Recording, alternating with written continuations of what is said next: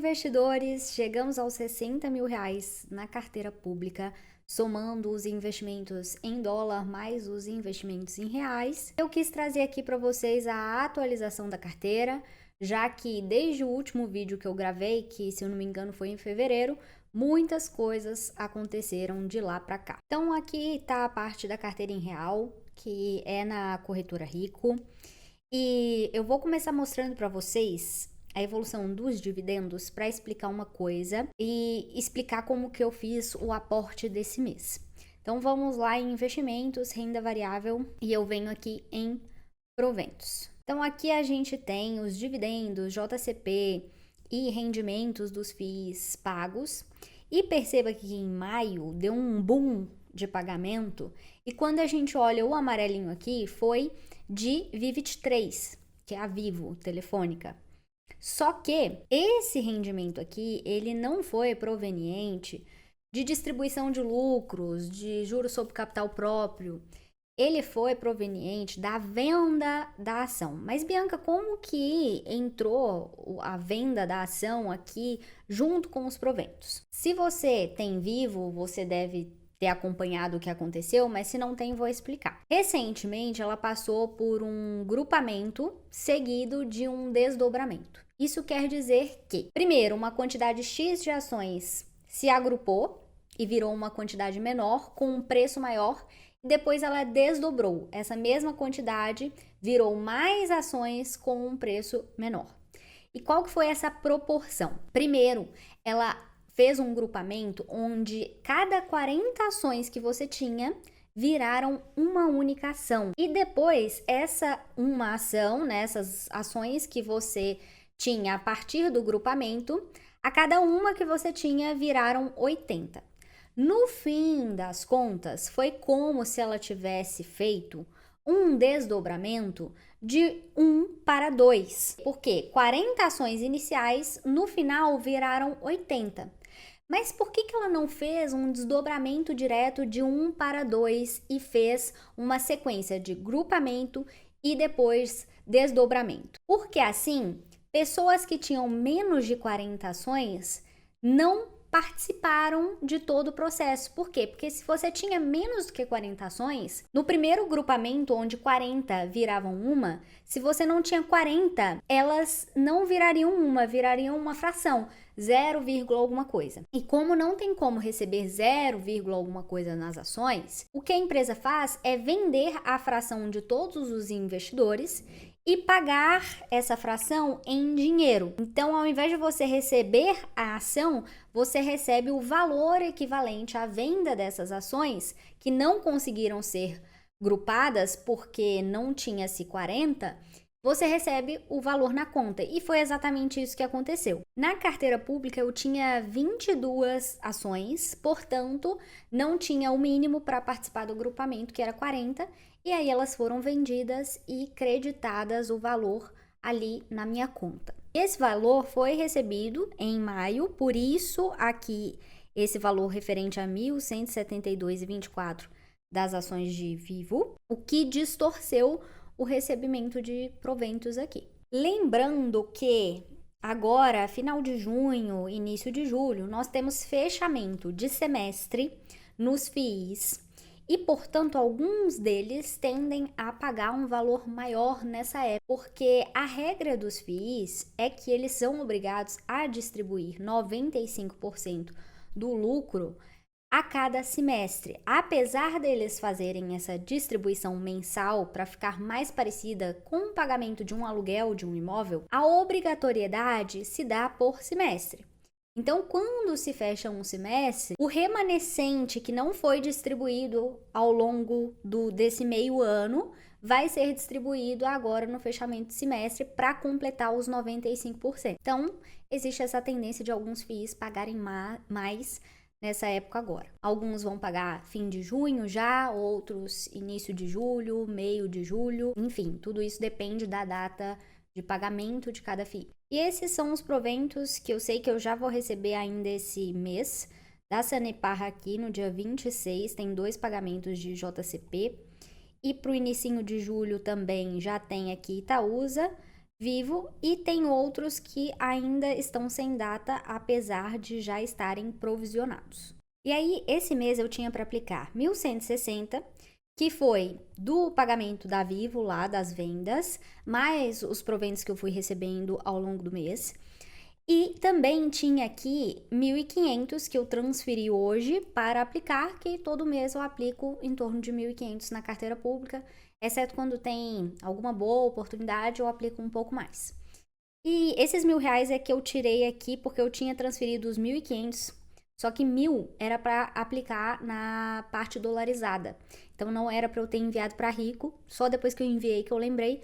E aí eu retornei esse valor para aplicar em dólar. E eu vou falar sobre a aplicação em dólar, que tem um ponto muito importante no final desse vídeo, então fica aqui. Sobre o pagamento de Vivo, eu poderia simplesmente ter recomprado a ação, caso eu quisesse continuar com a empresa no meu portfólio, mas eu optei por, ao invés de aplicar na Vivo, distribuir no restante da carteira. Especialmente pensando que eu vi algumas oportunidades melhores esse mês do que voltar a alocar na Vivo. Isso não significa que eu não acredite que é uma boa empresa, que eu acredito que ela não vai continuar entregando resultados, não é nada disso.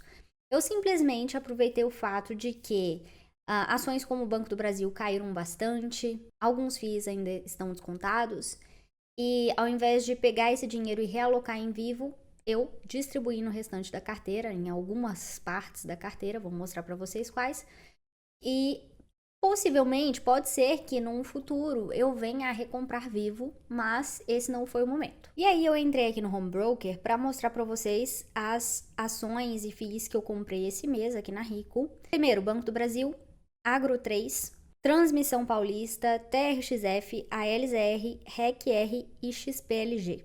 E ainda me sobrou aqui mais ou menos R$ 25, então eu vou comprar junto com vocês aqui mais uma ação de BBAS3F. Uma ação aqui, eu gosto de colocar limitada, subir um pouco o preço e bora comprar. Beleza, mais uma ação comprada aqui, executada e foi. Antes da gente continuar, não esquece de deixar o seu like aqui, que é muito, muito importante para mim. E aí eu também queria mostrar para vocês o seguinte, o poder da paciência. Porque desde o final do ano passado, início desse ano, a bolsa vinha apanhando bastante. E aí agora, em abril, maio, deu uma boa recuperada. Principalmente alguns ativos específicos da carteira pública, que se vocês voltarem no vídeo de fevereiro, estava super caindo, despencando, e aí de repente deu uma valorizada de 30% a 35%. Então aqui para mostrar para vocês que no início do ano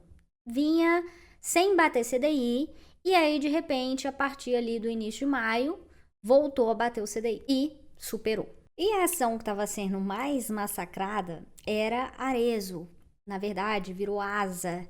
Antes Arezzo juntou com o grupo Soma e virou ASA. E apesar dela ainda estar negativa aqui em 15,6%, se vocês observarem o último vídeo que eu tinha gravado, ela estava apanhando em menos 50%. E se a gente observar aqui a variação de preço dela nos últimos meses, ela vinha apanhando, chegou aqui no fundo aqui a 21,50 esse ano.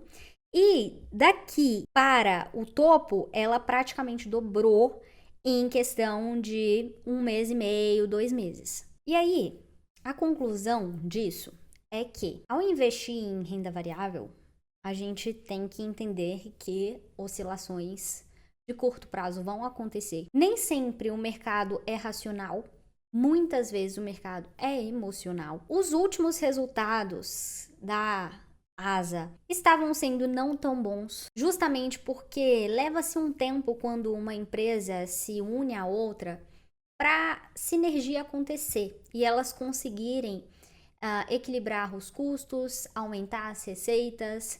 E no último trimestre ela teve um excelente resultado, muito melhor do que os analistas estavam prevendo. E por isso, esse boom de preço. Eu confesso que eu achei que demoraria um pouco mais para esse retorno acontecer. Quando a gente olhava para os números e olha ainda para os números, a gente vê que a ação realmente estava muito descontada. Porém, como havia um ano mais ou menos que a empresa se uniu ao Grupo Soma, eu achei que demoraria um pouco mais de tempo para os bons resultados aparecerem e a ação voltar a respirar. Mas nos surpreendeu positivamente e esse resultado veio antes do que eu imaginava. E aí a moral da história é que os números, eles acabam não mentindo. Tudo bem que às vezes pode demorar, às vezes o mercado pode continuar batendo mesmo a ação estando muito barata, mas uma hora as coisas têm que se encontrar. Não dá para que a gente continue tendo bons resultados, ainda que não sejam tão bons quanto o esperado, e a ação continuar caindo para sempre. Obviamente que ela ainda não melhorou 100%, eu acredito que ainda tenha muita coisa a se melhorar, principalmente em relação ao ROI, ao retorno sobre o patrimônio. Essa fusão realmente penalizou a Arezzo, que tinha um bom ROI, e o Grupo Soma puxou esse ROI para baixo. Mas agora eu acho que o preço está mais condizente, porque quando a gente olhava o preço de R$21,50, de fato estava muito distorcido. Então, obviamente, eu vou observar os próximos resultados para identificar se a melhoria ela tá se progredindo, porque também não adianta um resultado único bom e depois voltar a ficar ruim.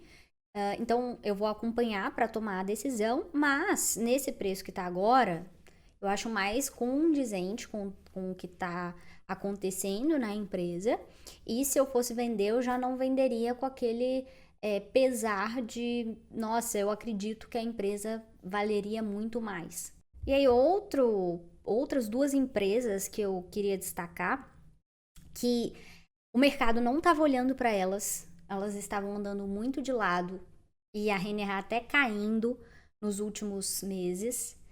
E o número também não condizia com o preço que ela estava, mas o mercado não enxergava isso. E assim, não é que necessariamente o mercado não enxergava, mas é que algumas empresas menores, tanto a Renner quanto a Arezzo, elas estão na minha carteira pública como ações de crescimento. E essas ações de crescimento, elas são empresas geralmente menores em tamanho de mercado. Elas têm menos holofote dos analistas.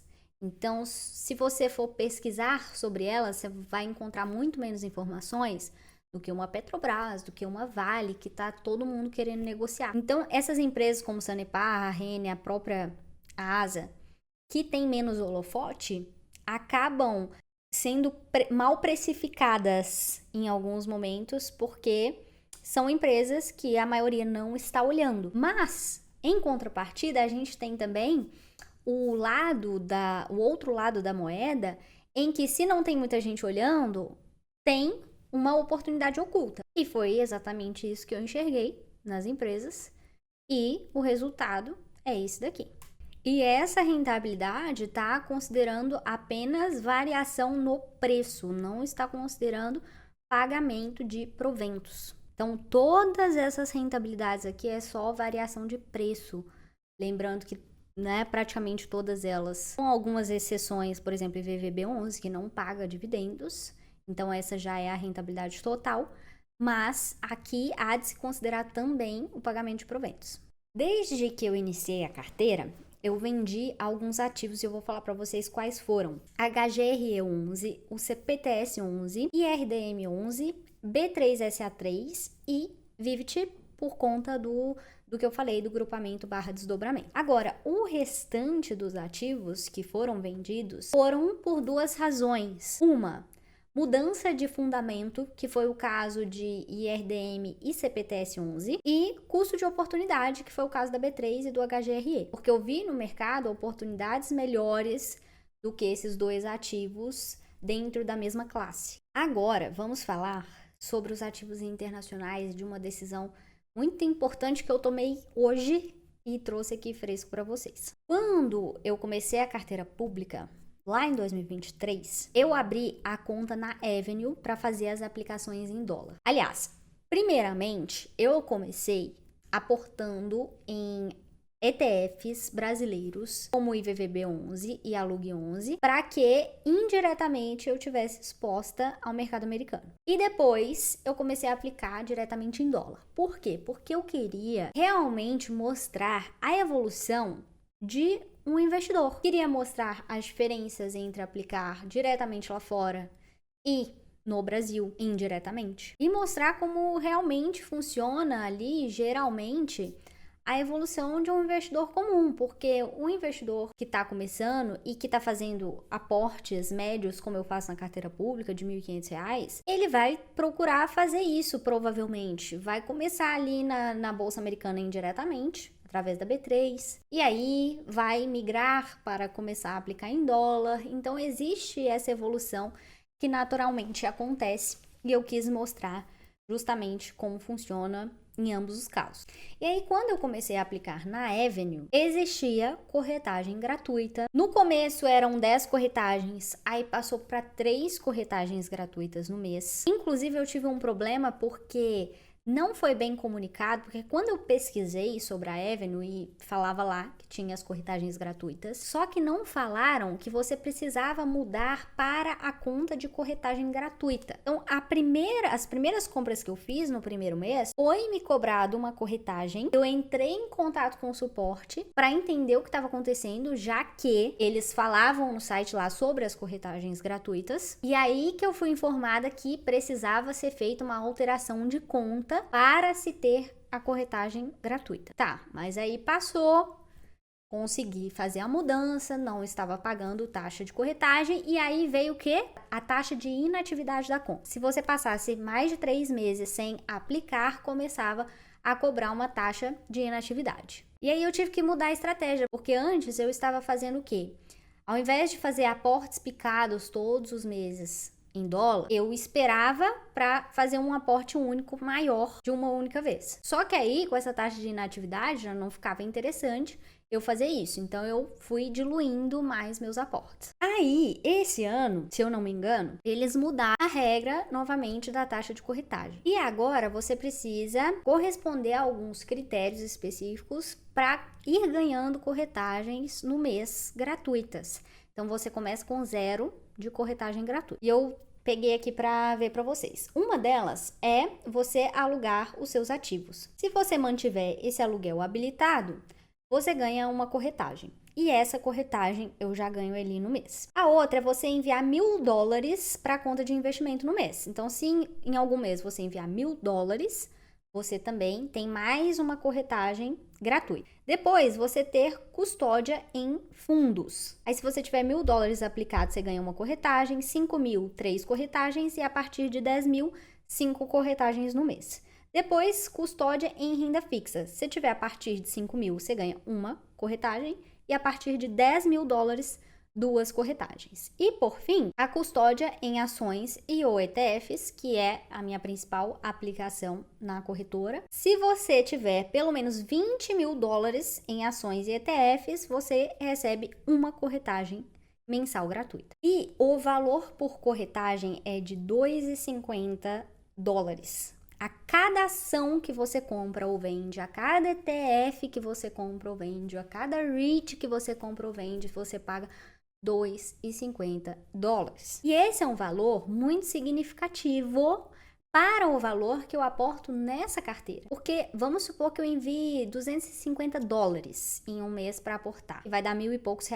Se eu fizer uma única corretagem que cobra $2,50, já é 1% do valor que eu estou aplicando. Se eu fizer 5 compras, já é 5% do valor. Então, como a taxa de corretagem, diferente do spread que é cobrado e do IOF que é cobrado, ela é um valor fixo e não uma porcentagem, ela pode ter uma relevância muito grande no longo prazo. E aí, nos últimos meses, eu fiquei me questionando até que ponto valia a pena continuar na Avenue, porque isso estava acabando me limitando ao número de ordens que eu enviava no mês, porque eu não queria que ficasse muito pesado as corretagens. E aí, pelo menos, deixou de existir a taxa de inatividade.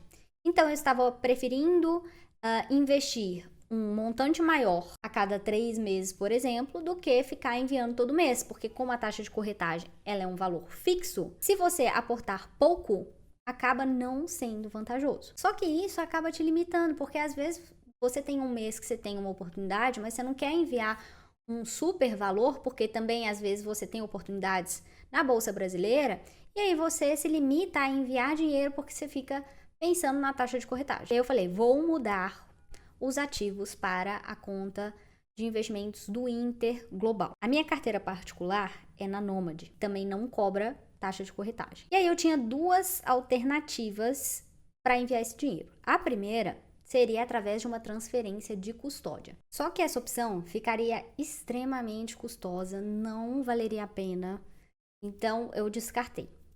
A segunda opção era o quê? Vender todos os meus ativos da Avenue e transferir o dinheiro em dólar para a conta do Inter. Essa transferência tem um custo de $20. É uma facada? É uma facada. Porém, ao analisar não precisa nem ser no longo prazo, mas no curto prazo mesmo, já compensaria. Por quê? Porque só esse mês eu estava querendo enviar 5 ordens. Uma seria gratuita, 4 seriam pagas. Com isso, eu pagaria $10 já nas operações desse mês, só de taxa de corretagem. E aí, já nos meses seguintes que eu fizer novos aportes, já vai pagar esses $20. E aí eu tinha 7 ativos. Para eu vender, então, uma corretagem seria gratuita, então eu vendi 6. 6 vezes 2,50 deu $15. Mais os $20 da transferência, o total foi de $35.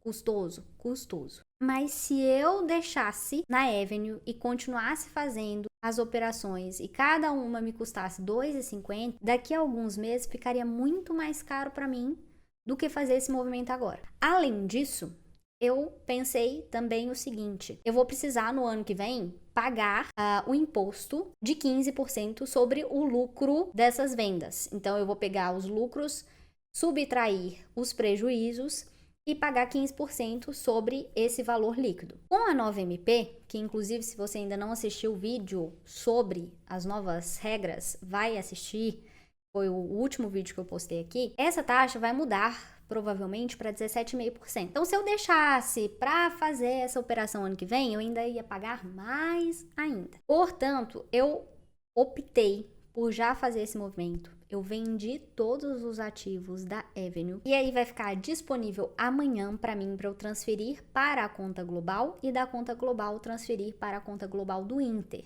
E aí eu vou gravar um novo vídeo fazendo as aplicações no Inter com vocês, para vocês verem como que a plataforma do Inter funciona. Então, assim, essa questão de corretagem, inclusive para ativos no Brasil, porque eu vejo que muita gente, por exemplo, tem conta na XP, aplica pouco e tá pagando corretagem ali na compra de ações. E a taxa de corretagem é uma taxa muito perigosa, porque ela é fixa, ela não é uma porcentagem. Então, pode ser muito oneroso se você está fazendo aportes pequenos. No longo prazo, isso vai contar significativamente. E assim, não tinha como eu saber que a Avenue passaria a mudar essas regras. Desde que eu comecei a investir, muitas regras mudaram na Avenue. Até acredito também que pela demanda de aportes em dólar, com certeza a corretora cresceu e viu a oportunidade de aumentar ali os custos. Isso não significa também que o Inter um dia não possa vir a cobrar, mas eu acredito que ainda assim vai ser um bom movimento, porque, como eu falei, em poucos meses eu já recupero esses $35, porque em 14 ordens que eu lançasse, seja de compra ou de venda, eu já pago esses $35. Como eu falei, só esse mês eu já iria fazer 5. Então era isso que eu tinha para passar para vocês. Espero que vocês tenham gostado. Se gostou, não esquece de deixar um like aqui, que é muito importante para mim. E não deixe de me seguir lá no Instagram, @BiancaNasFinanças. Vou deixar o link aqui também na descrição, onde lá eu falo mais sobre investimentos. E se você quiser saber como você pode ter o meu acompanhamento para a construção da sua carteira do zero, mesmo que você ainda não saiba nada, ou para melhoria da carteira, se você já começou a investir, clica lá no link da minha bio no Instagram ou me chama lá no direct que a gente pode conversar. Beleza? É isso e até mais.